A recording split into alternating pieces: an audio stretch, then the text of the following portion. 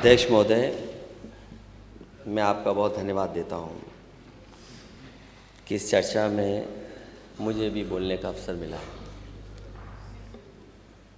ये चर्चा जहाँ से शुरू की गई, डॉक्टर नीरज बोरा जी ने शुरू की थी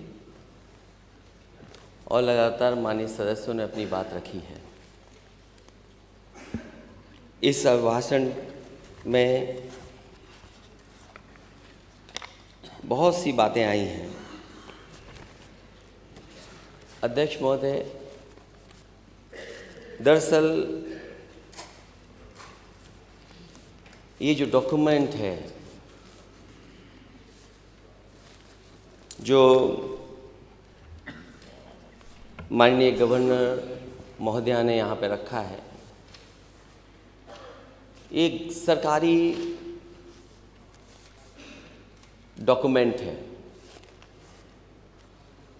और कॉन्स्टिट्यूशनल बाउंडेशन है कि जो सरकार लिख कर के देगी वही उन्हें पढ़ना पड़ेगा। सरकार ने अपनी बहुत सी बातें इसमें रखवाई हैं जो सच्चाई से दूर हैं।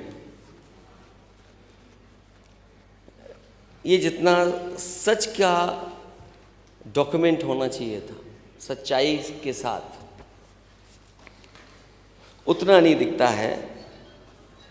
जो सरकार लगातार $1 ट्रिलियन की अर्थव्यवस्था की बात कर रही हो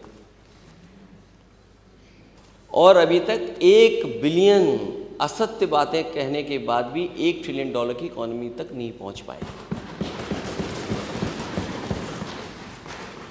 अध्यक्ष महोदय, लोकराज लोक लाज से चलता है। मैं इस अभिभाषण के आखिरी में जिन बातों को लिख करके कहा गया है कि ये उत्तर प्रदेश किस किस में नंबर 1 है,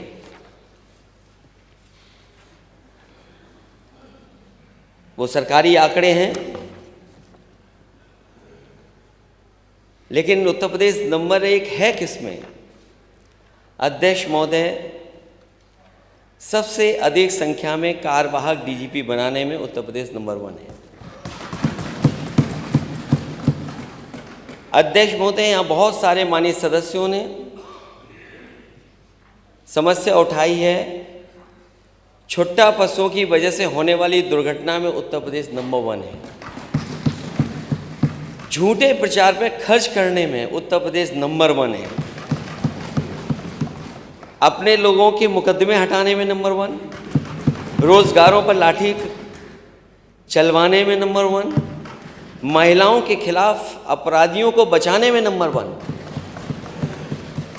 खड़ी फसल की अन्ना पशुओं द्वारा बर्बादी में उत्तर प्रदेश नंबर 1, दलित पिछड़ों के उत्पीड़न में नंबर 1, गरीबों का हक मारने में नंबर 1, लगी लगाई नौकरी छीनने में नंबर 1, अपनों को पिछले दरवाजे से नियुक्ति देने में नंबर 1,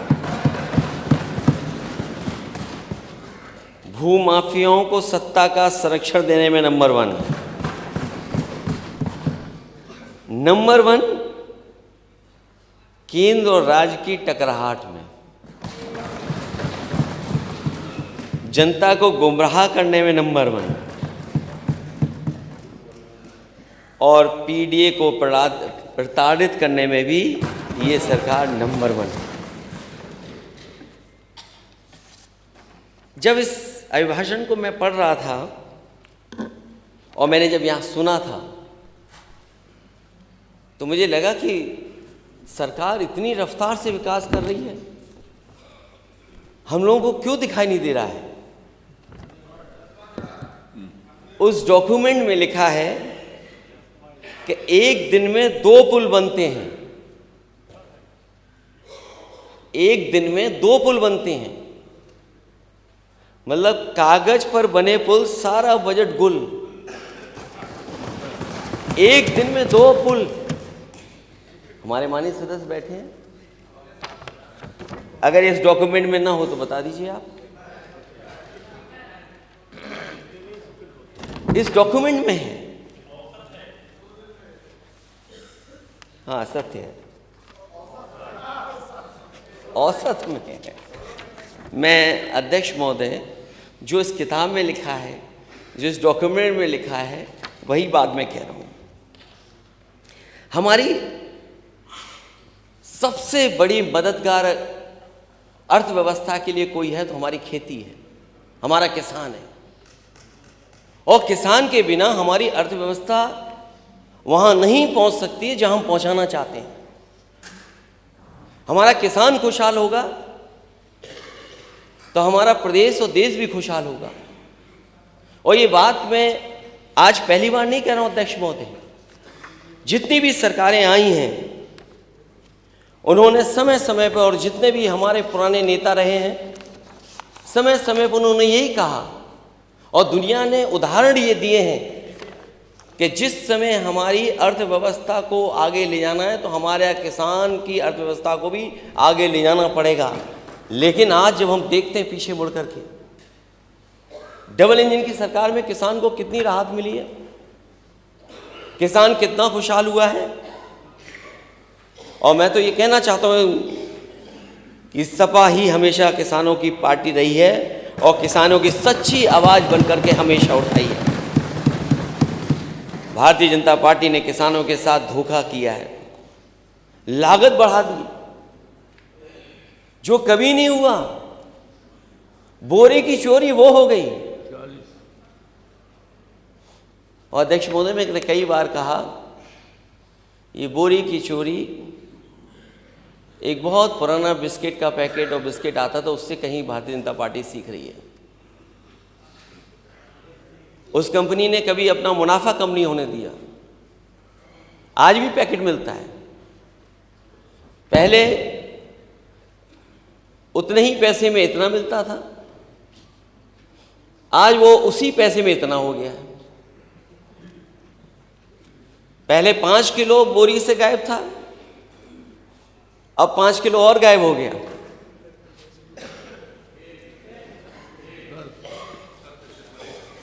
तो सोचिए किसान कैसे खुशहाल होगा। आवारा पशुओं की वजह से फसल कितनी असुरक्षित है, वो बजट में जब बात आएगी तो मैं बजट में कहूँगा। जो फसल बचती भी है उसकी कीमत क्या सरकार दे पा रही है? और सरकार बताए कि अगर एक मंडी बनाई हो कहीं पर, पूरे उत्तर प्रदेश में इस डबल इंजन की सरकार ने अगर एक मंडी कहीं नई बनाई हो तो सरकार बताए। और मुझे याद है कोविड के समय पर ये बात रखी गई थी कि बहुत बड़े पैमाने पर एग्रीकल्चर इंफ्रास्ट्रक्चर के लिए 1 लाख करोड़ रुपए मिलने जा रहा है। अगर एग्रीकल्चर इंफ्रास्ट्रक्चर के लिए आपको पैसा मिला है तो वो पैसा कहाँ चला गया? और अगर पैसा मिला था और पैसा लगा होता तो हमारे किसानों की आय दोगुनी क्यों नहीं हुई? फसल बीमा के नाम पर लूट जारी है अभी तक। किसान अपना खेती करे या आंदोलन करे, और ये पहली सरकार है जहां पर किसान अपने हक और अपनी कानूनी मदद के लिए जब खड़ा हुआ और काले कानून को हटाने के लिए खड़ा हुआ तो लगभग 1000 किसानों की जान चली गई। तो किसान खेती करे कि आंदोलन करे, और सरकार कम से कम ये बताए कि उनका फार्मूला क्या है जिसकी वजह से और जिसकी लागू हो जाने से किसानों की आय दोगुनी हो जाएगी। उसके बच्चों की सेना में भर्ती रोक दी गई है। सेना की पक्की पेंशन वाली नौकरी हमारे गांव की अर्थव्यवस्था की रीढ़ थी। आय दोगुनी करने के नाम पर आय ही छीन ली सरकार ने। किसान की आय तो दोगुनी नहीं हुई, लेकिन आयु आधी हो गई। आज परिवार की चिंता की वजह से खेती किसानी के साथ साथ किसान भी आधा रह गया है। किसान सम्मान निधि में जिस तरह किसान लगातार घट रहे हैं या घटाई जा रही है संख्या, उससे वो दूर दिन नहीं कि जब केवल कागज पर ये योजना सिमट करके रह जाएगी। क्या किसान सम्मान निधि से ही किसान की आय दोगुनी हो जाएगी, या सरकार वो व्यवस्था बताएगी, वो फार्मूला बताएगी जिससे किसान की आय दोगुनी हुई होगी? और मैं ये कह सकता हूँ कि किसानों के साथ सरकार ने धोखा देने का काम किया है। जो सरकार नौकरी देने की बात कह रही थी और फौज की पक्की नौकरी की बात करती थी,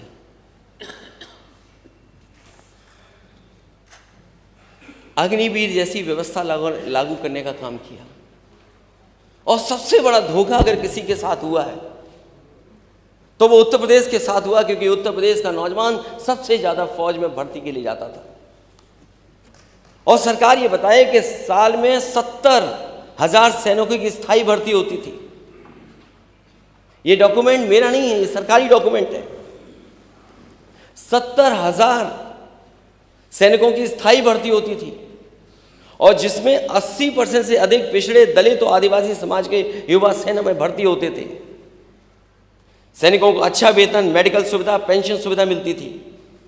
सैनिकों के परिवार और परिजनों के जीवन में खुशहाली और समृद्धि रहा करती थी। ये जानबूझ करके सरकार ने इसलिए किया है जिससे पीडीए के लोग और पीडीए के लोगों के घर में खुशहाली ना आ जाए।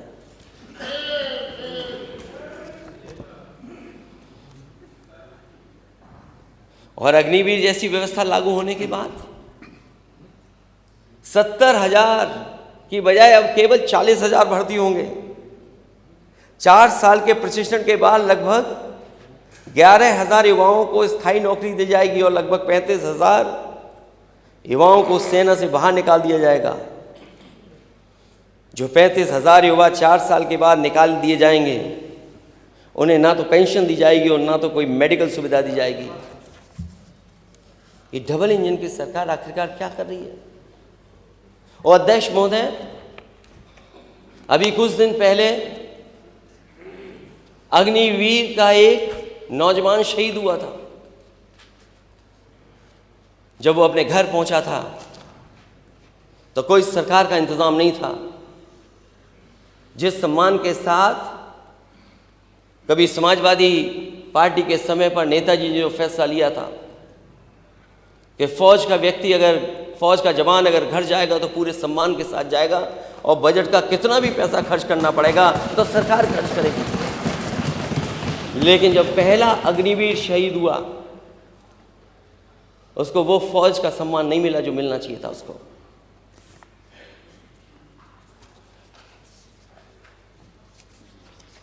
और जो लोग नौकरी की बात कह रहे थे, क्योंकि जब यही नौकरी छीन ली गई, वो इसलिए छीनी गई कि उनका परिवार खुशहाली के रास्ते से रोका जा सके। जो मैं घटना बताना चाहता हूं सर अध्यक्ष महोदय, हाल ही में अभी कानपुर में एक शहीद हुआ था। जब वो शहीद परिवार के बीच में आया तो फौज के बड़े अधिकारियों ने कहा कि इस ताबूत को खोलिएगा नहीं, कॉफिन को खोलिएगा नहीं। घर परिवार के लोग जिद करें तब भी मैंने समझता हूं नहीं खोला गया। वहां कोई सरकार का बड़ा व्यक्ति नहीं पहुंचा, सम्मान के लिए कोई बड़ा नहीं पहुंचा। और जो सीमा पर जहां पर गलती हुई थी सेना से के माध्यम से, उन परिवार के लोगों से मिलने के लिए एयर चीफ मार्शल बड़े बड़े लोग पहुंचे। वहां तो बड़े लोग जा रहे हैं, लेकिन यहां उत्तर प्रदेश का अगर कोई शहीद हो गया तो उसके घर परिवार से मिलने कोई नहीं जा रहा। मैं सरकार से जानना चाहता हूं कि उत्तर प्रदेश का अगर कोई अग्निवीर होगा शहीद, तो क्या सरकार उसको सम्मान देगी कि नहीं देगी? ये बातें क्यों छूट गई इस डॉक्यूमेंट में? ईज ऑफ लिविंग की बात हुई है। ईज ऑफ लिविंग को क्या मानूं मैं, कैसे डिफाइन करूं मैं? 6 करोड़ लोग मल्टी डायमेंशनल पॉवर्टी के बाहर आ गए हैं। वो पैरामीटर्स क्या हैं? जिन पैरामीटर्स पे, और जब जवाब आए अध्यक्ष महोदय, हालांकि जवाब सरकार का कम मिलता है, लेकिन अगर जवाब आए सरकार का तो किस किस ईयर में मल्टी डायमेंशनल पॉवर्टी में बेहतर काम हुआ है, सरकार कम से कम वो बात भी बताए। क्योंकि अध्यक्ष महोदय जो बात कही जाती है उसका सीधा जवाब नहीं मिलता, क्योंकि जवाब से छिपने का काम सरकार करती है। सरकार कहती है कि सबका साथ, सबका विकास, सबका साथ तो सरकार चाहती है, लेकिन सबको बराबर नहीं लाना चाहती है। अध्यक्ष महोदय, बिना सबको साथ लाए सबका विकास संभव नहीं है, और सबको साथ लाने के लिए सामाजिक न्याय की बात करनी पड़ेगी, सामाजिक न्याय के रास्ते पे चलना पड़ेगा, और बिना जाति जनगणना के सामाजिक न्याय संभव नहीं है।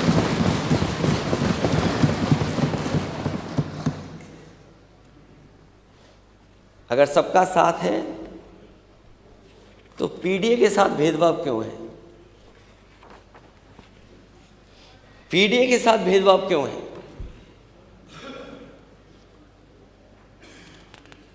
जो कह रहे हैं कि ड्रीम डेस्टिनेशन बन गया उत्तर प्रदेश,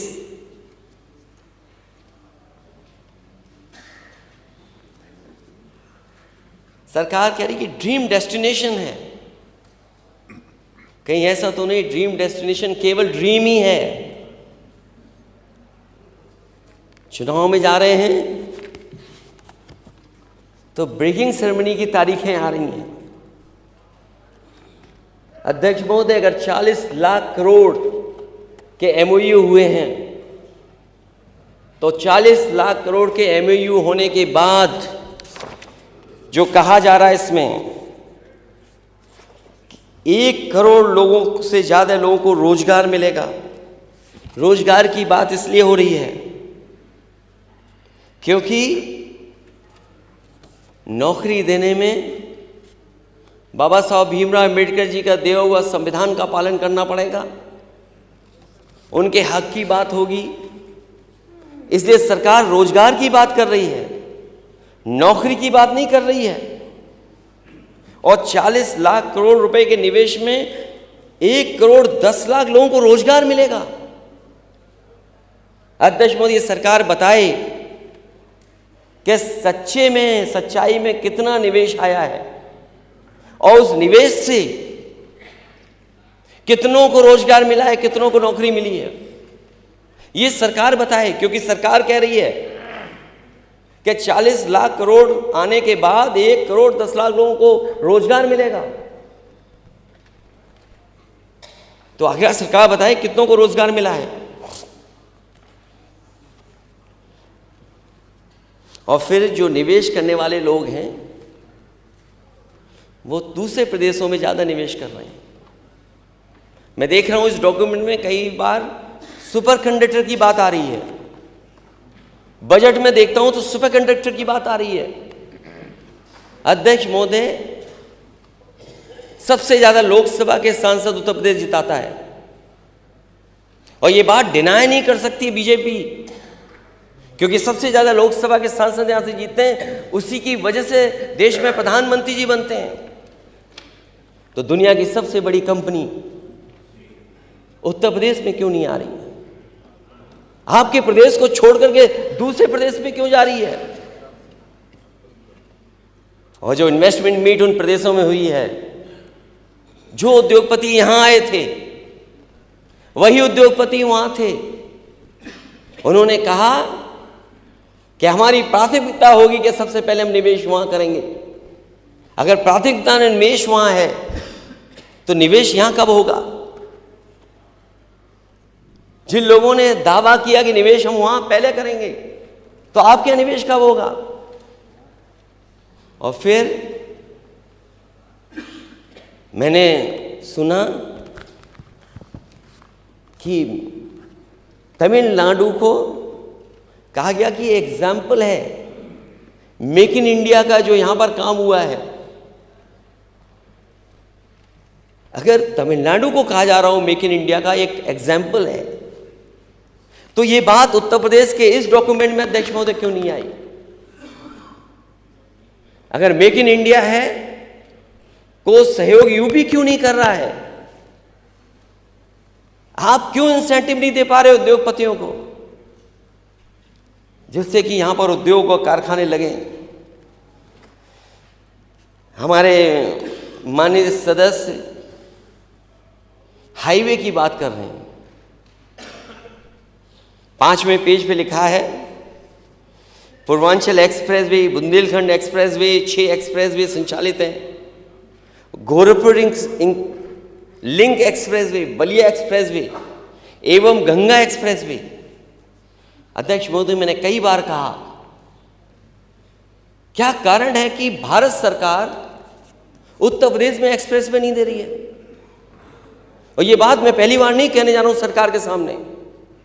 मेरे जितने भाषण हैं उठा करके दे लीजिए। मैंने हर बार कहा कि देश में अगर बन रहा है एक्सप्रेसवे, तो भारत सरकार यूपी में क्यों नहीं बना रही? अगर एक भी भारत सरकार के बजट से उत्तर प्रदेश में एक्सप्रेसवे बन रहा हो, तो अध्यक्ष महोदय सरकार बताए हमें कि कौन सा एक्सप्रेसवे है जो भारत सरकार के बजट से उत्तर प्रदेश में बन रहा है। और ये बात मैं आपसे इसलिए कहता हूं कि अगर आपके बजट का पैसा वहां जाएगा और अगर वो पैसा बच जाए, तो हमारे किसानों का भला हो सकता है। उस पैसे को आप मंडी बनाने में लगा दें और किसानों को सुविधा देने के लिए लगा दें। और आपका तो गोरखपुर लिंक एक्सप्रेस बन जाना था 2022 तक। हम लोगों को अध्यक्ष महोदय लगता है और इंतजार करना पड़ेगा। ये तो 24 आ गया है। ये बलिया के हमारे साथी, बलिया लिंक कहां से निकल रहा है? माननीय सदस्य अध्यक्ष महोदय, अगर ये बात लिखी गई है प्रगति पर है, तो सरकार क्यों लिख करके दे रही है प्रगति पर है? गोरखपुर लिंक तो मैं मान सकता हूं प्रगति पर है, अब वो पूरा भी हो जाएगा, लेकिन जैसा बनना चाहिए था वैसा नहीं बना है। 91 किलोमीटर्स का एक्सप्रेसवे लगभग 6000 करोड़ का बना है। और यहां तो माननीय सदस्य जितने बैठे हैं, ये नोएडा, ग्रेटर नोएडा से आगरा वाले पे भी चले होंगे। यमुना क्रॉस करने के बाद जो एडीए आगरा डेवलपमेंट अथॉरिटी का बना है, वो लिंक में भी चले होंगे। और उसके बाद आगरा लखनऊ पे भी चले होंगे। और उसके बाद पूर्वांचल पे भी हमारे कई माननीय सदस्य चले होंगे। ये चेहरे से कहें न कहें, लेकिन इनके मन में इनको पता है कि सबसे अच्छा एक्सप्रेसवे कौन सा बना है। ना कहो आप, लेकिन जानते हो आप। और मैं अध्यक्ष महोदय दावा कर सकता हूं कि दुनिया के जो बेहतरीन एक्सप्रेसवे हैं, उसके बराबर कोई एक्सप्रेसवे बना है तो आगरा लखनऊ एक्सप्रेसवे बना है, जो समाजवादियों ने बनाया। ये बात मैं बार बार बोलता हूं।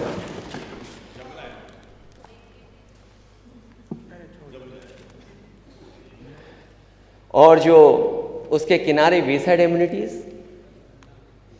पता नहीं अध्यक्ष महोदय आपने तो उद्घाटन किया है उन वेसाइड एम्यूनिटीज का। अध्यक्ष जी, आप ही पे भरोसा है मुझे लगता है, क्योंकि आपने उद्घाटन किया है। तो आप अपने पद का इस्तेमाल करते हुए कम से कम पूर्वांचल में भी वैसे ही वेसाइड एम्यूनिटी बनवा दीजिए जैसे आपने उद्घाटन किया है। और फिर लिंक रोड प्रगति पर है। मुझे नहीं पता कोई एक्सप्रेसवे हवा में भी बनता है। जो एयरपोर्ट बन रहे हैं, एयरपोर्ट अगर बने हैं तो क्या मुआवजा उनको मिलना चाहिए कि नहीं मिलना चाहिए उनको? जो मुआवजा ज़मीन लेने के लिए जो काम होने चाहिए, उसके लिए सरकार मदद या जिस तरीके का उनको देना चाहिए वो नहीं दे पा रही है सरकार। पूरे उत्तर प्रदेश में कई जगह जहां सरकार ज़मीन लेना चाहती है वहां मार्केट वैल्यू से नहीं दे रही है पैसा, मार्केट वैल्यू का पैसा नहीं दे रही है सरकार। और चाहे वो फैजाबाद हो, अयोध्या हो या चित्रकूट हो,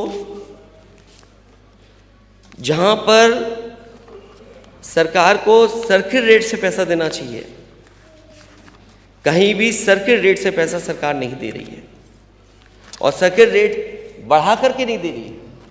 मुझे याद है सब उत्तर प्रदेश में जो कोई भी विकास के लिए समाजवादी सरकार में लिया गया था, जो भी प्रोजेक्ट के लिए ज़मीन, उसमें 4 गुनी मुआवजा देने का काम समाजवादी सरकार में हुआ था। अगर कोई प्रोजेक्ट बन रहा है आपका तो उसमें ज़मीन को लेकर के आप मुआवजा क्यों नहीं दे रहे हैं उनको? जो मुआवजा उनको मिलना चाहिए किसानों को नहीं दे रहे हैं। अभी हमें माननीय सदस्य बता रहे हैं कि चित्रकूट में डिफेंस का कॉरिडोर बनने जा रहा है, लेकिन कॉरिडोर के लिए जो ज़मीन ली जा रही है वो पुराने रेट पे ली जा रही है। मैं जानना चाहता हूं सरकार से कि आखिरकार सरकार को क्या फर्क पड़ता है, खजाना किसान के ऊपर चला जाए तो सरकार क्यों नहीं दे रही है उनको मुआवजा? और मुआवजा कब का दे रहे हैं, कब का मुआवजा दे रहे हैं, जाने कब का मुआवजा मिल रहा है। 500 हेक्टेयर जमीन लेना चाहते हैं आप, किसानों की 500 हेक्टेयर जमीन लेना चाहते हैं आप, और मुआवजा क्या दे रहे हैं आप? क्या सर्किट रेट बढ़ा करके मुआवजा नहीं मिलना चाहिए? ये चित्रकूट की मामला है। और अभी तो बजट में सरकार ने कहा है कि वो बजट में मैं चर्चा करूंगा कि लखनऊ में दिल्ली की तरह लखनऊ में भी एक एयरपोर्ट के पास एरिया डेवलप होगा जिसमें 5 स्टार से लेकर के न जाने क्या क्या चीज़ें बनेंगी। अगर आप कोई प्रोजेक्ट बनाना चाहते हैं तो उसमें देरी क्यों? और देरी इसलिए है क्योंकि सरकार सही मुआवजा नहीं देगी। और हम लोगों ने तो ऐसी जगह देखा है, सुना भी है, लोगों से मैं मिला भी हूं कि जहां पर किसान और जो वर्षों से लोग रह रहे थे उनके साथ बहुत बड़े पैमाने पे भेदभाव हुआ। और मैंने अध्यक्ष महोदय हर बार कहा, पत्र लिख करके भी सरकार को भेजा कि अगर कोई पुण्य का काम होने जा रहा है, अगर बहुत बड़ा कोई काम होने जा रहा है तो उसमें किसान के साथ क्यों ये भेदभाव? जो वर्षों से लोग रह रहे हैं उनके साथ ये धोखा क्यों? सुप्रीम कोर्ट का फैसला आने के बाद अयोध्या राम पथ के निर्माण में नया घाट के सादतगंज तक मुआवजे के नाम पर अधिकारियों ने भारी लूट की, व्यापारियों और आम जन का शोषण हुआ।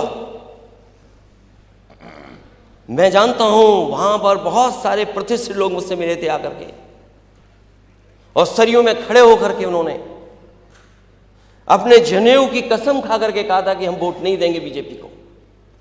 एयरपोर्ट के निर्माण में किसानों की जमीन को सही मुआवजा नहीं दिया गया।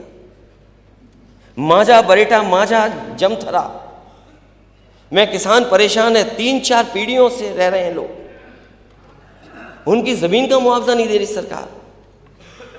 14 कोसी पंचकोसी मार्ग में चौड़ीकरण में जिन लोगों का मकान जमीन पर, जिन लोगों का मकान और जमीन जा रही है उनको मुआवजा सरकार नहीं दे रही है।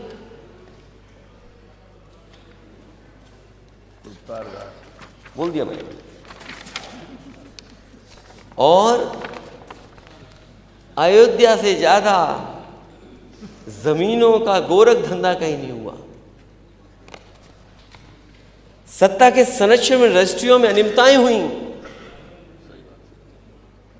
कितने घंटे में कितना बदल गया, कुछ मिनट में कुछ करोड़ों कमा लिया। और जिस तरीके का विकास होना चाहिए था वो विकास सरकार नहीं कर पा रही है।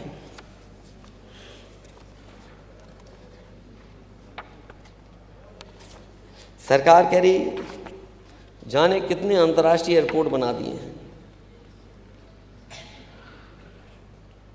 अच्छी बात है। आजमगढ़ का सरकार कहेगी शुरू करने जा रहे हैं, मुरादाबाद का कहेंगे शुरू करने जा रहे हैं, चित्रकूट का शुरू करने जा रहे हैं। ये तीनों समाजवादियों के बनवाए हुए। कुशीनगर भी समाजवादियों का बनवाया हुआ है। मुझे उम्मीद है कि आपके जो नई पॉलिसी बनाई है आपने सेमीकंडक्टर की, उससे दुनिया की सबसे बड़ी कंपनी किसी और प्रदेश में नहीं जाएगी, उत्तर प्रदेश में ही आएगी।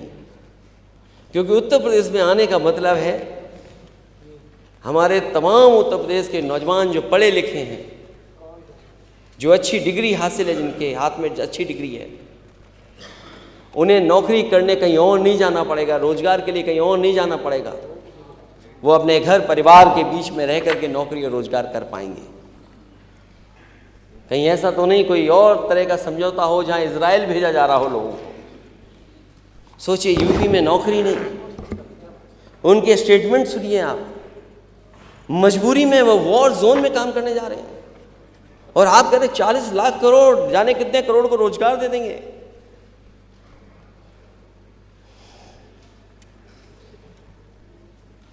तो आखिरकार रोजगार हैं कहाँ? अगर रोजगार होते तो लोगों को यहीं रह करके काम करना पड़ता, यहीं पर काम मिल जाता।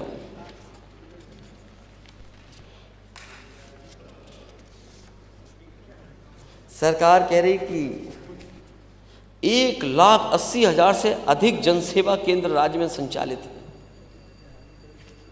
अगर इतने जनसेवा केंद्र संचालित हैं तो अपने मामूली विवाद में जमीन को लेकर के किसी को मेरठ में आत्मदाह क्यों करना पड़ रहा है?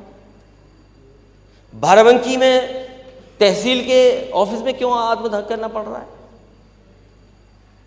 अगर इतने केंद्र खुले हैं, 1,80,000 जनसेवा केंद्र,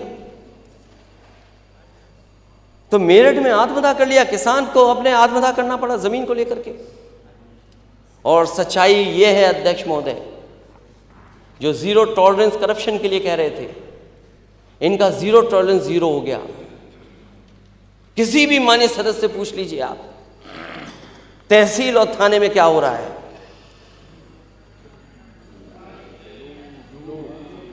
इतना करप्शन, इतनी लूट कभी नहीं हुई होगी जितनी हो रही है इस समय।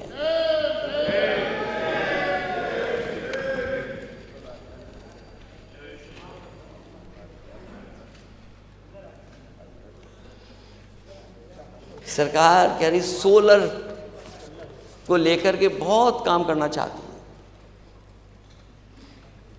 विद्युत उत्पादन में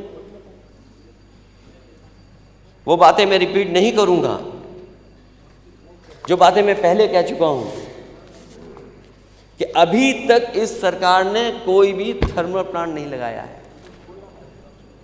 अभी तक कोई बड़ा बिजली का कारखाना इस सरकार ने नहीं लगाया। और जो पुरानी सरकार में लगे भी हुए थे, जो लग रहे थे, उनको भी सरकार ने नहीं पूरा कर पाए। और जो बिजली आ भी रही है, जो आप आंकड़े में दिखाते हैं, ये वही कारखाने हैं जो समाजवादियों की सरकार में लग रहे थे। उन्हीं के कारण आपको ज्यादा बिजली उत्पादन उत्तर प्रदेश में मिल रहा है। आप कह रहे सोलर का कर रहे हैं, बड़े बड़े इसमें लिखा है कि जाने कितना सोलर का काम होने जा रहा है। अध्यक्ष महोदय, मैं सरकार से जानना चाहूँगा, इस देश के रहे राष्ट्रपति जी, उन्होंने एक सुझाव दिया था मुझे और सुझाव पे मैंने काम किया। जब मेरी उनसे बातचीत हुई, जब उन्होंने प्रेजेंटेशन किया था, उन्होंने कहा कि अगर इस तरह की व्यवस्था आप लागू कर देंगे तो मैं उद्घाटन करने आऊँगा। मुझे याद है कि सबसे कम समय में उसको चालू कर दिया था, सोलर प्लांट, और उन गांवों को फ्री बिजली मिलने लगी थी। अभी तक फ्री बिजली मिल रही थी, लेकिन इस सरकार ने उसकी देखभाल नहीं की। वो कारखाना बंद हो गया, आज गांव को बिजली नहीं मिल पा रही है। और वो एक गांव में नहीं, कई गांवों में लगाने का काम शुरू हो गया था। रायबरेली में भी लगा था, उन्नाव में भी इसी तरह काम शुरू हुआ था। तो जो सरकार देश के राष्ट्रपति के माध्यम से उद्घाटन किया, उनके सुझाव पर सोलर प्लांट लगा हुआ, बहुत छोटा 250 में किलोवाट का, अगर वो नहीं चला सकती सरकार, तो इसमें जो सपने दिखा रहे हैं, बड़े बड़े सपने दिखा रहे हैं, वो कब पूरा होगा। और सोलन में जो काम समाजवादी सरकार में हुआ था, वही सरकार के पास उदाहरण है। ये जो एक्सप्रेस वे है, इसमें जितनी भी लाइटें जल रही हैं, अध्यक्ष महोदय, वो सोलर के माध्यम से ही जल रही हैं।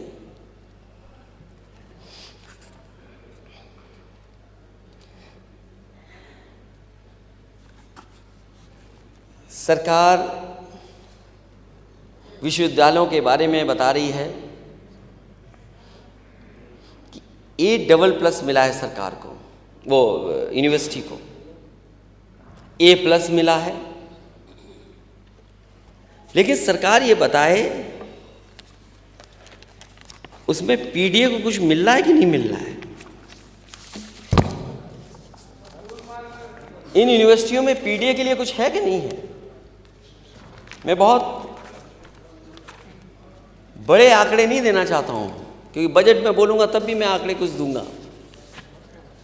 यूनिवर्सिटीज A+, AAA+, AA+, ये तो हो रही हैं, ये बताया जा रहा है। लेकिन यूनिवर्सिटीज में अपॉइंटमेंट किसका हो रहा है। IAS, IPS, IFS में PDA कितना है। महिला आयोग में PDA कितना है। अध्यक्ष महोदय, जब मैं सदन में आया था तो PDA के लोग बोल रहे थे। महिला आयोग में PDA कितना है। यूनिवर्सिटी में जॉब्स में बांदा एग्रीकल्चर यूनिवर्सिटी कुल भर्ती में PDA केवल 3% है। जो लोग मेडिकल कॉलेज के लिए जगह ढूंढ रहे हैं बलिया में, जननायक चंद्रशेखर यूनिवर्सिटी भर्ती में PDA 0,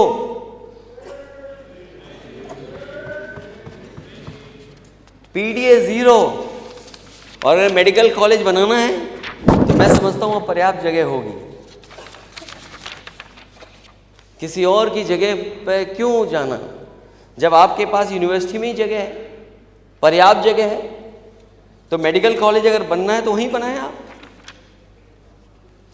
हिंदी न्यूज़ चैनल में PDA 3%। Hindi news channel editors और अन्य स्थानों पे PDA कितना है, 3%। UP agriculture university vice chancellors,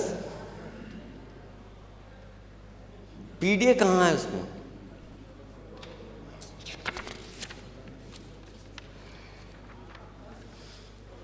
फिर PDA जाएगा कहाँ, फिर PDA कहाँ जाए।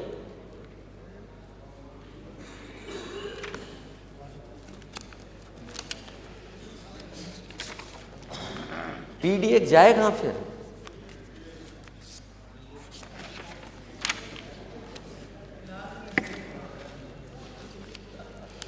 मैं जानता हूं पीडीए पे नहीं बोलेंगे आप, मैं जानता हूं, मैं जानता हूं।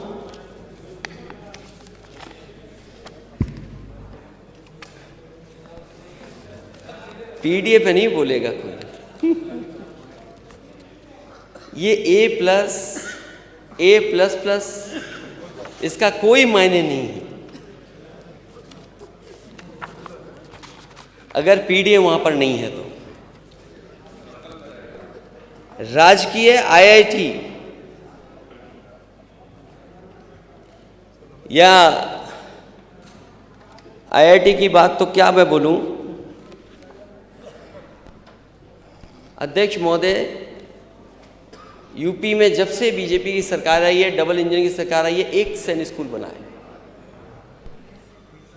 कोई नया आईआईटी नहीं आया, कोई नया आईआईएम नहीं आया, कोई नया एम्स नहीं आया। जो आए हैं पुरानी सरकार के हैं, या ज़मीन दी गई थी या उनको आगे बढ़ाने का काम किया था। इधर कौन सी नई व्यवस्था आई है? कोई आईआईएम आया हो तो बता दें, कोई आईआईटी आया हो नया तो बता दें। कहा जाता था कि निफ्ट आएगा यूपी में, निफ्ट बनेगा। यूपी में और जगह क्यों नहीं आया निफ्ट? और मुझे याद है जब कांग्रेस की सरकार थी, वो एक सैनिक स्कूल बनाना चाहते थे। मैंने उस समय वहां के मंत्री जी से कहा कि एक सैनिक स्कूल नहीं बनेगा, यूपी में और भी सैनिक स्कूल बनेंगे। जो एक देना चाहते थे उन्होंने 3 सैनिक स्कूल दिए थे। आखिरकार डबल इंजन सरकार को क्या हो गया है?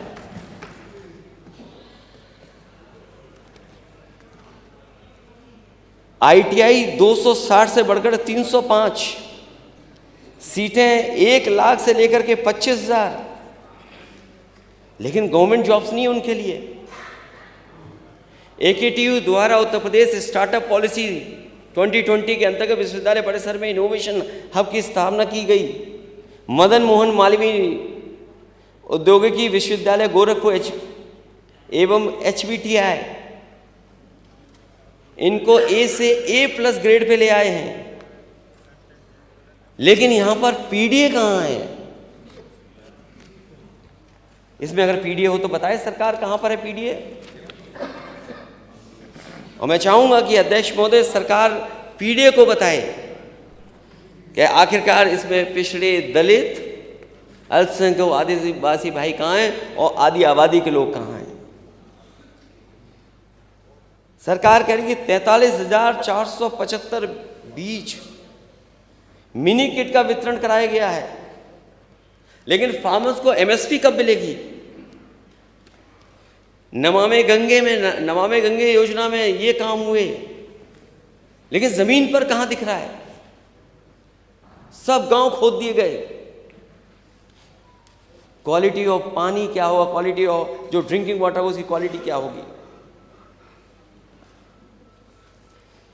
सोलर पंप लगाए जा रहे हैं, अच्छी बात है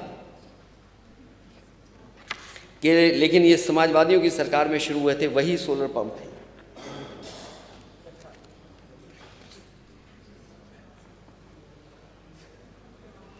जो लोग कह रहे हैं कि उत्पादन बढ़ा है, लेकिन प्रोक्योरमेंट कितना हुआ है? सरकार का जो प्रोक्योरमेंट है आखिरकार वो कितना किया है प्रोक्योरमेंट? और सरकार पेड़ों को लगाने की बहुत बड़ी गिनती बताती है कि इतने करोड़, इतने करोड़, इतने करोड़। अगर अध्यक्ष महोदय हम गिन लें तो 100 करोड़ से ज़्यादा तो पेड़ सरकार लगा चुकी है। जितनी जमीन है नहीं पेड़ लगाने के लिए उतने पेड़ लग गए हैं। और मैंने एक बार मेजरमेंट दिया था कि 1000 एकड़ में 1,23,000 पेड़ लगाए थे। तो अगर 1000 एकड़ में 1,23,000 पेड़ लगते हैं तो 100 एकड़ के लिए कितनी जमीन चाहिए होगी? 100 करोड़ पेड़ों के लिए। राष्ट्रीय उद्यान और एक लायन सफारी इन्होंने बनाई है। लायन सफारी की देखभाल इतनी हो रही है कि 16 जानवर वहाँ पर मर चुके हैं। जो अनएक्सपीरियंस्ड लोग थे उसको सरकार ने वहाँ बैठाया और उसके परिणाम ये हुए कि वहाँ पर बड़ी संख्या में जानवरों की जान गई। एशियाटिक लायंस जिनकी सेवा कर करके और व्यवस्थित कर करके उत्तर प्रदेश में पहली बार हुआ ये काम। एशियाटिक लायंस लाए गए, उस तक की देखभाल ये सरकार नहीं कर पा रही है। किंग जॉर्ज चिकित्सा विश्वविद्यालय लखनऊ नैक A+, लेकिन वहां पीडीए के साथ क्या हो रहा है? क्या हो रहा है उसके साथ? कितना भेदभाव है। आप तो कह रहे थे कि मेडिकल यूनिवर्सिटी बना देंगे। अटल बिहारी वाजपेयी जी के नाम पर आपने कहा मेडिकल यूनिवर्सिटी बनेगी। इसी लोक भवन के सामने शिलान्यास हुआ था, आज तक पूरी नहीं हो पाई है। पता नहीं कब बनेगी जाकर के। और वो जगह वहां पर बनी जहां पर कैंसर इंस्टीट्यूट है। मुख्यमंत्री जी प्राइवेट लोगों के कैंसर से इलाज होने वाली मशीनों का उद्घाटन तो करते हैं, लेकिन जो सरकार का सबसे प्रतिष्ठित बना हुआ है कैंसर इंस्टीट्यूट, और कैंसर इंस्टीट्यूट के लिए क्या किया सरकार ने? अगर आप मुख्यमंत्री कोष से लोगों की मदद कर रहे हैं, अगर आप आंकड़े निकलवाएंगे तो सबसे ज्यादा जिस बीमारी में आपने मदद की होगी तो हो सकता वो कैंसर हो। ये रिसर्च इंस्टीट्यूट थी और कैंसर के इलाज के लिए थी। मेदांता जो समाजवादियों की सरकार की वजह से बना, उसमें तो आप मशीन का उद्घाटन करने जा रहे हैं, लेकिन करोड़ों रुपए की जो मशीनें पड़ी हैं आपके सरकारी कैंसर इंस्टीट्यूट में, उसको क्यों बर्बादी के हालात पे छोड़ दिया आपने? वहाँ पर रिसर्च होती, इलाज होता, और जो गरीबों को यहाँ से जाना पड़ता है, कभी दिल्ली कभी मुंबई, उन्हें वहाँ जाना नहीं पड़ता, उनको सस्ते में और इलाज यहीं पर मिल जाता। लेकिन कैंसर इंस्टीट्यूट इतने सालों बाद भी परमानेंट डायरेक्टर नहीं है वहाँ पर। आपकी इंस्टीट्यूशंस कैसे चलेंगी? आपने डबल चार्ज दे रखे हैं। आप कुछ ही लोगों को सब कुछ दे देना चाहते हैं। अगर ये बात सच नहीं है तो बताएं। जो लोग थोड़ा बहुत मुस्कुरा देते हैं पीडीए को लेकर के, इसीलिए यही हमारा झगड़ा है कि आप कुछ लोगों को सब कुछ देना चाहते हो और जो ज्यादा है आबादी में उसको नहीं देना चाहते हैं। अपॉइंटमेंट्स क्या हो रहे हैं? क्या उसमें जो अपॉइंटमेंट्स हो रहे हैं पीडीए के हिसाब से हो रहे हैं कि पीडीए को मिल रहा है कि नहीं मिल रहा उसमें? इसीलिए आप डायरेक्टर क्या कर रहे हैं? आप डायरेक्टर नहीं दे पा रहे परमानेंट लखनऊ में, जहां पर मरीज सबसे ज्यादा आता है। अगर सरकारी अस्पतालों का आप हिसाब किताब लगा लेंगे ओपीडी, तो लाखों लाख लोग उत्तर प्रदेश के लखनऊ आते होंगे इलाज के लिए। और आपकी संस्थाएं कैसी चल रही हैं वो तस्वीरें हम लोग देखते हैं। वो जब सिफारिश करते हैं तब हम लोग महसूस करते हैं कि अगर आपको अस्पताल में एडमिट करना है तो आपको सिफारिश के बाद भी एडमिट नहीं करा सकते। इन प्रेस्टिजियस इंस्टीट्यूशंस में आप इलाज नहीं करा पाएंगे, क्योंकि जो संसाधन, जो बजट, जो इंतजाम करना चाहिए वो सरकार नहीं कर पा रही। जब इंस्टीट्यूशन को चलाने वाला परमानेंट नहीं होगा तो कैसे इंस्टीट्यूशन में इलाज दिला देंगे आप? और आप कहते हैं कि मेडिकल कॉलेज हर डिस्ट्रिक्ट में खुलेगा। आपका कोई भी मेडिकल कॉलेज नहीं चल पा रहा है मानक के हिसाब से। वो जानबूझ करके परमानेंट अपॉइंटमेंट्स नहीं है, क्योंकि कुछ लोगों को इन्हें खुश रखना है। हमें कोई शिकायत नहीं है कि दूसरे प्रदेश के लोग आए नौकरी करें, लेकिन अध्यक्ष महोदय ये कैसे हो सकता है कि एक ही दो इंस्टीट्यूशन के सब आ जाएं वहां नौकरी करने। जो मेडिकल कॉलेजेस बन रहे हैं, 1 डिस्ट्रिक्ट 1 मेडिकल कॉलेज, क्या उसमें अपॉइंटमेंट्स पूरे हैं? क्या इलाज पूरा मिल रहा है? और जो अब मशीनें बिल्कुल ऑब्सोलीट हो गई हैं, क्या उन पर डॉक्टर्स जो इलाज करना चाहिए वो कर पाएंगे? जो लोग कहते हैं कि जीरो टॉलरेंस है,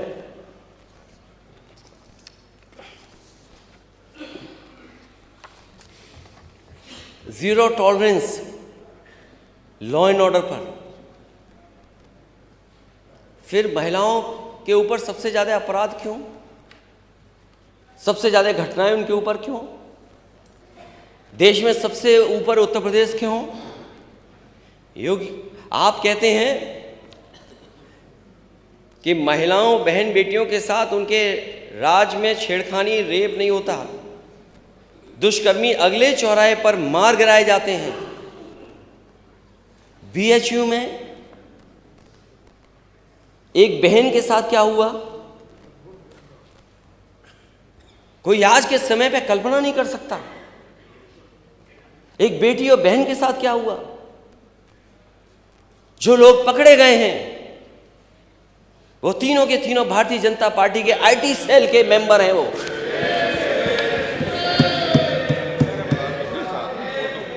और अध्यक्ष महोदय,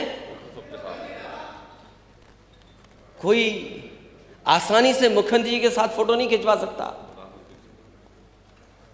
तीनों की फोटो हमारे नेता सदन के साथ है। प्रशासन सरकार को पता था, लेकिन क्या किया सरकार ने। और मुझे याद है जब कानपुर में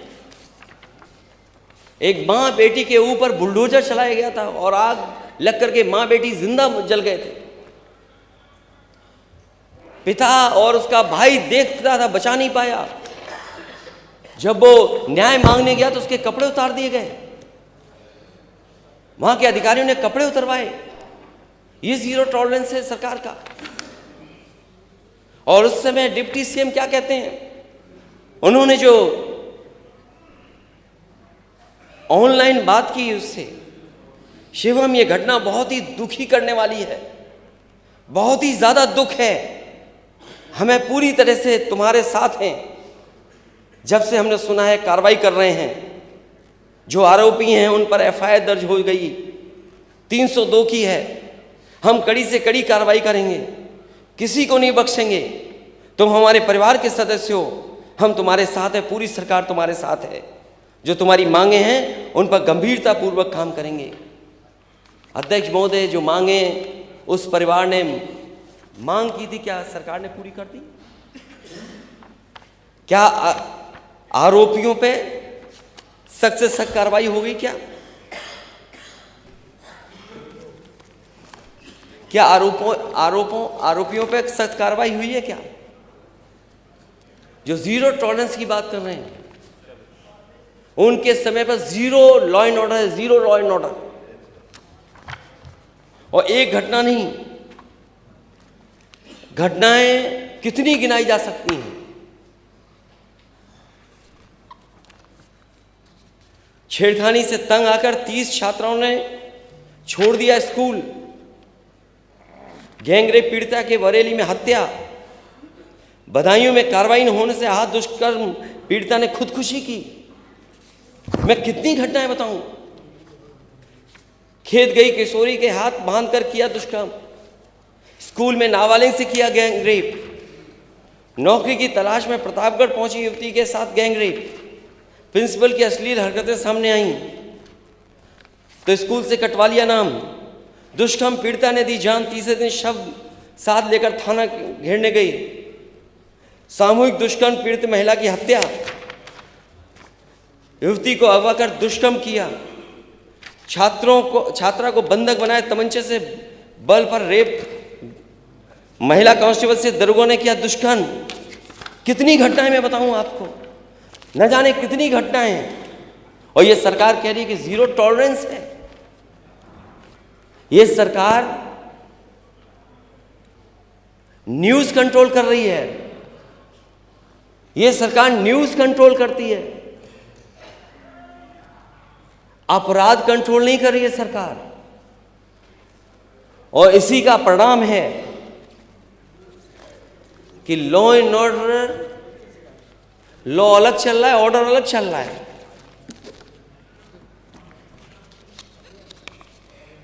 और जहां भाजपा के नेता शामिल हैं, भाजपा सरकार, महिला नेता ने अपनी ही पार्टी के पदाधिकारी को लात घूंसों से पीटा। बीजेपी नेता को महिलाओं ने दौड़ा दौड़ा कर चप्पलों से पीटा। पुलिस कर्मियों ने भाजपा नेता की लगाई पिटाई। धरने में बैठे नेता, एसपी ने 4 लोगों को सस्पेंड किया। यह है लॉ एंड ऑर्डर आपका। और सबसे बेहतर जो रिस्पॉन्स सिस्टम था, उस रिस्पॉन्स सिस्टम को बर्बाद अगर किसी ने किया तो इस सरकार ने बर्बाद किया। इस सरकार ने बर्बाद कर दिया, पहले नाम बदल करके और उसके अब काम करने के तरीके से। अब तो लोग घबराते हैं कि 100 नंबर अगर मिलाएं, 112 मिला दिया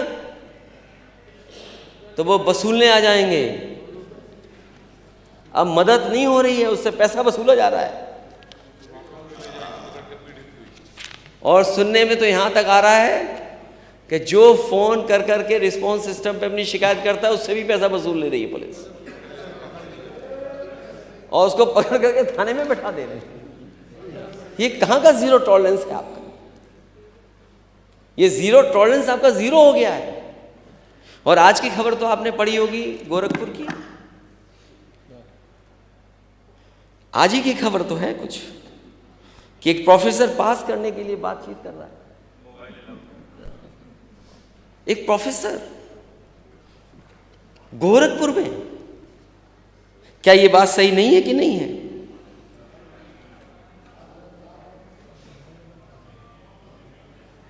क्या ये बात सही नहीं है कि गोरखपुर में, और केवल एक जगह की बात नहीं है, जो घटना इलाहाबाद में हुई, कपड़े उतार करके बताओ, टीचिंग स्टाफ स्टूडेंट्स के कपड़े उतारेगा?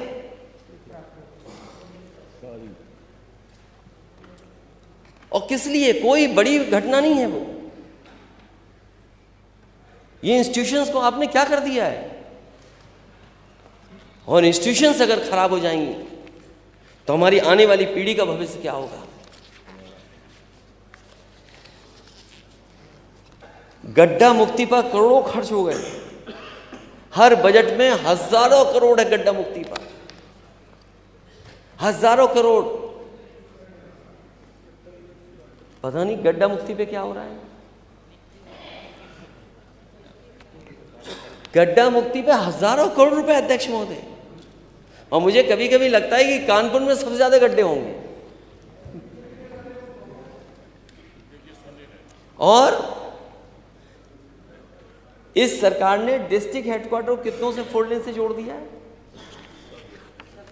अगर एक भी जोड़ा हो 4 लेन से इस सरकार ने तो बताए सरकार के लोग। और फिर अध्यक्ष महोदय, हर दिन जानवर से जान जा रही है।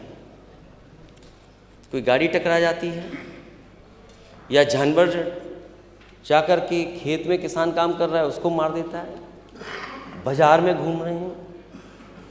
हर दिन एक न एक व्यक्ति की जान जा रही है। अध्यक्ष महोदय, मैंने पिछली बार भी एक सूची दी थी आपको, किसी की मदद नहीं हुई। मैं फिर सूची दूंगा। और अब तो और जानवर भी मार रहे हैं, केवल एक जानवर नहीं। अध्यक्ष महोदय, सरकार का सबसे प्रिय जानवर वो जान ले रहा है। न जाने कितने लोगों की जान ले ली उसने। और अब तो जंगली जानवर, शेर, हाथी, टाइगर, ये लोगों को मार रहे हैं। गुलदार। आगे सरकार कर क्या रही है?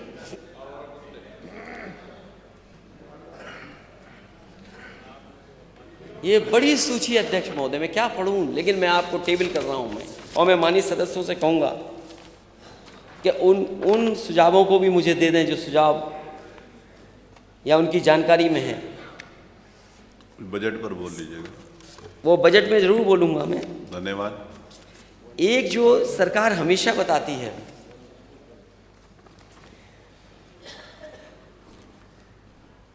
अध्यक्ष महोदय, आप सहमत होंगे कि पूरे भारत में विशेष तौर पर उत्तर प्रदेश में सबसे बड़ी समस्या बेरोजगारी है। हमारा नौजवान बेरोजगारी के कारण हताश और लाचार हो गया है। एक तो रोजगार नहीं मिल रहा उसे, अगर मिल भी रहा है तो उसकी शिक्षा के स्तर से के अनुरूप उसे काम नहीं मिल रहा, सम्मानजनक उसको रोजगार भी नहीं मिल पा रहा है। डिलीवरी बॉय बन जाना कोई नौकरी है, कोई रोजगार है उसका। और सरकार हमेशा अनएम्प्लॉयमेंट रेट और एम्प्लॉयमेंट रेट में हमें उलझा के रखती है।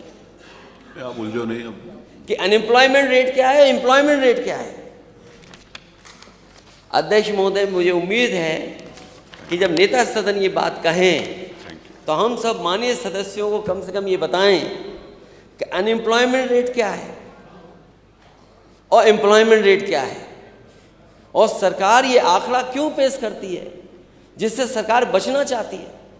90% से ज़्यादा पढ़ने लिखने वाला नौजवान यहाँ पर बेरोजगार है। सरकार कहती है कि 1 डिस्ट्रिक्ट 1 प्रोडक्ट इनके एक सबसे बड़ी योजना है, बजट में ले लीजिएगा उसको। और जिसका ये उदाहरण देते हैं कि एक्सपोर्ट में न जाने कितना उससे लाभ हुआ है सरकार को। लेकिन सरकार ये कभी नहीं बताती है कि 1 डिस्ट्रिक्ट 1 प्रोडक्ट, तो जो 1 डिस्ट्रिक्ट में एक प्रोडक्ट के लिए बजट क्या दिया आपने, अभी बताएं आपने आखिरकार बजट क्या दिया है। और ये पहली बार अध्यक्ष महोदय मैं नहीं पूछ रहा हूँ, हर बार पूछा मैंने कि बजट क्या दिया है। सरकार बताए कि इत्र के लिए क्या दिया है, 1 डिस्ट्रिक्ट 1 प्रोडक्ट में तो क्या आपने दिया है उसके लिए बजट। ये सहारनपुर लकड़ी की कारीगरी के लिए और वहाँ की हौजरी का कार्य, जो लाखों लाख लोग जुड़े हैं, और केवल एक जिला नहीं, अगर हम बिजनौर का देखें, चाहे वो हमारे कंघी बनाने वाले लोग हों, चाहे हमारे और पीतल का एक्सपोर्ट भी होता है, ऐसे बहुत सारे सरकार ने आइडेंटिफाई किए हैं। हर डिस्ट्रिक्ट का 1 प्रोडक्ट या 2 प्रोडक्ट, तो सरकार बताए कि उस प्रोडक्ट के लिए ये बजट रखा है आपने, जिसकी वजह से ये लाभ मिला है।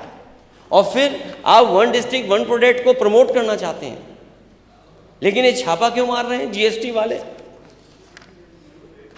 ये जीएसटी वाले छापा क्यों मार रहे हैं? क्या आपने जानबूझ करके उन्हें भेजा है कि छापा मारिए जिससे कारोबार और बंद हो जाए? तो इस पे बजट पर बोल लीजिएगा नेता प्रतिपक्ष, मेरा रिक्वेस्ट। सरकार बहुत चिंतित रहती है ट्रैफिक को लेकर के। आपने कहा कोई शहर नहीं बचा है जिस शहर में जाम न लगता हो। सरकार बताए कि इन शहरों को जाम से बचाने के लिए क्या है। हालांकि अध्यक्ष महोदय, मैं आपका कहना मानूंगा, केवल महंगाई पे बोल करके मैं अपनी बात खत्म करूंगा। Thank you. हालांकि बिंदु और भी हैं, सब पे टैग है मेरा इस बार। उसके बाद फिर ये सरकार महंगाई को रोकने के लिए क्या कर रही है? सरकार किसान की आय दोगुनी होनी, नौजवानों को नौकरी रोजगार मिला नहीं, आखिरकार महंगाई के लिए क्या कर रही है सरकार? सरकार उसको नियंत्रित करने का कोई प्रयास कर रही है कि नहीं कर रही है? और जो उत्तर प्रदेश है, जिसकी $1 ट्रिलियन इकोनॉमी का आप सपना दिखा रहे हैं, उसकी प्रति व्यक्ति आय क्या है? आपकी सरकार में प्रति व्यक्ति आय बढ़ी है कि घटी है? और अगर हम 2017 की तुलना करें, जो हमारे केवल खाने पीने के सामान हैं, चावल का दाम कितने % बढ़ गया, ये सरकार बताए 17 से और अभी तक के लिए। गेहूं का दाम किसान को मिले तो ठीक है, लेकिन मुनाफा कोई और ले तो उसमें दाम कितना बढ़ा है। अरहर की दाल, क्या कीमत कम हुई है 2017 से कि बढ़ गई है? सरसों का तेल, और मैं ब्रांडेड की बात नहीं कर रहा हूं, अगर आप ब्रांडेड में की ही बात कर लें तो बताओ 2017 में क्या कीमत थी, आज क्या कीमत है? प्याज का दाम, दूध का दाम, और हर सब्जी चोट सब्जियां आप उठा लो, लहसुन से लेकर के कोई किसी का दाम ये सरकार बताए, ये तो सब्जियां और अनाज और सब चीजें हो गई। ये सरकार बताए जो नमक का कसम दिला रही थी कि 2017 में नमक की कीमत क्या थी और आज दाम क्या है, ये सरकार बताएगी। स्वास्थ्य सेवाएं तो चौपट हैं ही, किसान की आय दोगुनी हुई नहीं, शिक्षा का स्तर गिरा है, इन्वेस्टमेंट मीट का सपना दिखाया, बड़ा दिखाया, ऊर्जा के क्षेत्र में जो काम होना चाहिए था जिस स्तर पर वो नहीं हुआ। तो जो ये सरकार $1 ट्रिलियन इकोनॉमी का सपना दिखा रही है, बिना पीडीए के हक और सम्मान के ये सपना पूरा नहीं हो सकता। इन्हीं शब्दों के साथ अध्यक्ष महोदय, मैं अपने सभी माननीय सदस्यों का, जो विपक्ष के सदस्यों का धन्यवाद देता हूँ और मुझे उम्मीद है कि इनमें उनके भी सुझावों को शामिल कर लिया जाएगा। बहुत बहुत